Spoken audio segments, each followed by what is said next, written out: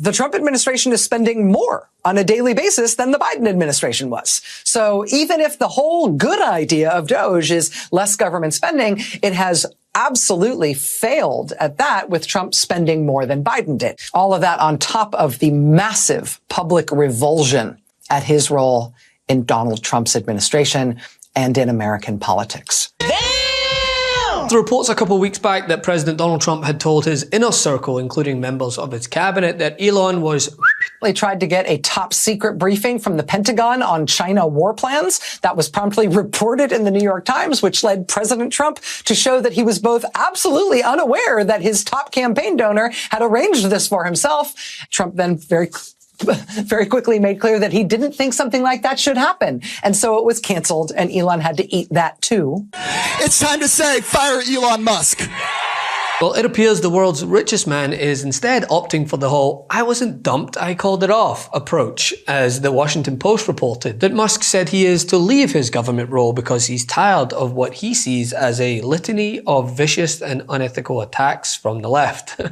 That's right, the man who bought an entire platform so that he could call everyone he disagrees with the R word is complaining about other people's rhetoric. It's the people pushing the propaganda that caused that guy to do it.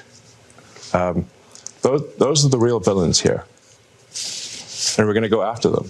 And the president's made it clear, we're going to go after them. The ones providing the money, the ones pushing the lies and propaganda, we're going after them. Now, this report coincides with the New York Times report last week that the acting commissioner of the IRS was being replaced after Treasury Secretary Scott Bessent complained that Musk had his preferred candidate installed without Bessent's support. But I want to talk about DOGE for a second. Okay, I know there's been a lot of people there's been some freak out, there's been some concern, there's been a lot of emotion. And I would just tell you, do I want to make our government more efficient? Do I want to be able to do a little more with a little less, because then I put more money into the great work that we do? Yeah, I want to do that. But you can't do that without good people, right? And so, though I want us to be more efficient, I also look, and as I think of DOGE cutting things, I don't know about that elsewhere, but we actually build things here, right? You can't cut your way to a new road. You can't cut your way to a new bridge. You can't cut your way into a new air traffic control system. So we're actually going to build in this department. And if I don't, and you don't all build with me, the president's going to come back in probably 4 months and go, where are the roads? Where are the bridges? Where's the airspace revamp? And he's going to give us a very hard time. And so Musk has also annoyed other cabinet members by failing to coordinate with them in cost-cutting moves, not to forget his public feud with Peter Navarro over tariffs. There's been some public sparring between Elon Musk and the president's trade advisor, Peter Navarro, on some of these tariffs. Musk actually referred to Navarro today as being, quote, dumber than a sack of bricks. Are you at all, or is the administration, the president, all concerned that this is maybe impacting the public's understanding of these tariffs? It might be messing with the message on it? No, look, these are obviously two individuals who have very different views on trade and on tariffs. Boys will be boys, and we will let their public sparring continue. And you guys should all be very grateful that we have the most transparent administration in history. And I think it also speaks to the president's willingness to hear from all sides, that he has people at the highest levels of this government in this White House who have very diverse opinions on very diverse issues, but the president takes all opinions in mind, and then he makes the best decision based on the best interests of the American public. Deanna. And all of which was expertly highlighted by Rachel Maddow as she called into question the honeymoon period. The Trump administration is spending more on a daily basis than the Biden administration was. So even if the whole good idea of DOGE is less government spending, it has absolutely failed at that, with Trump spending more than Biden did. Musk's cocky assertions about 150-year-olds getting Social Security were immediately debunked and showed him to just not understand the data he was looking at, which is very embarrassing for a man whose whole brand is, look how smart I am. Musk's time in Washington has been marked by White House officials snarking anonymously to the press, like Rolling Stone magazine, about the perception by some in the White House that Mr. Musk appears to be high all the time. Also that he's possibly the most annoying person on the planet. I keep using the word annoying, but the word doesn't do the situation justice. Musk apparently tried to get a top secret briefing from the Pentagon on China war plans. That was promptly reported in the New York Times, which led President Trump to show that he was both absolutely unaware that his top campaign donor had arranged this for himself. Trump then very quickly made clear that he didn't think something like that should happen. And so it was canceled, and Elon had to eat that too. Musk then tried to get back into the money and politics game where he'd done so well, getting Trump into the White House in the first place. He went very publicly all in with massive spending, ostentatious spending, and personal appearances to try to sway the Wisconsin State Supreme Court election. Elon Musk's candidate then lost by double digits in an election that was universally branded as a referendum on Elon Musk. Musk then installed his own choice as acting IRS commissioner. Treasury Secretary Scott Bessent then complained to Trump and uninstalled the guy 2 days later. Musk then took a loud public stance against Donald Trump's tariffs. Trump has ignored his loud public stance against them and kept the tariffs and all their disastrous implications, including for Musk's own car company. Musk then started a loud public beef with Trump advisor Peter Navarro.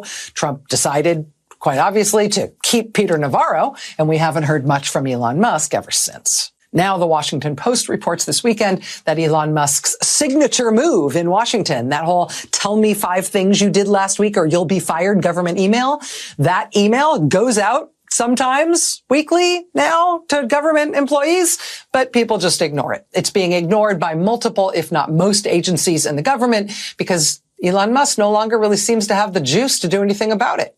Musk no longer appears to be running stuff, let alone personally wielding some kind of axe over every government employee in every government agency.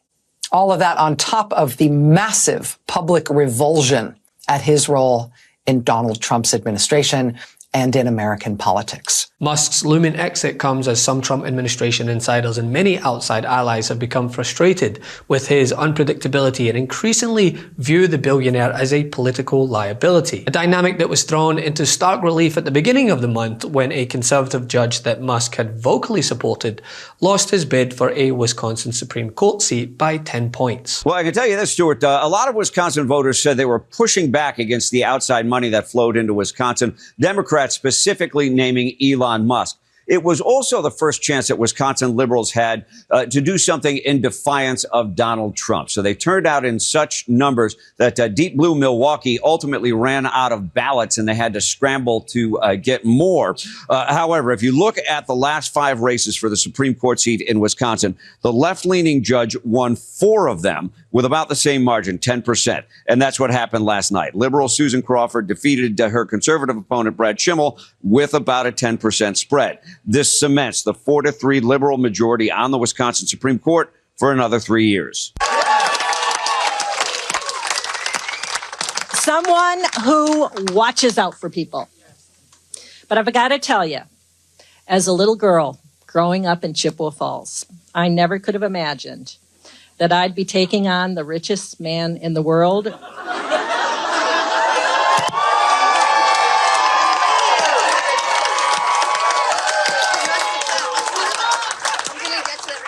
For justice in Wisconsin.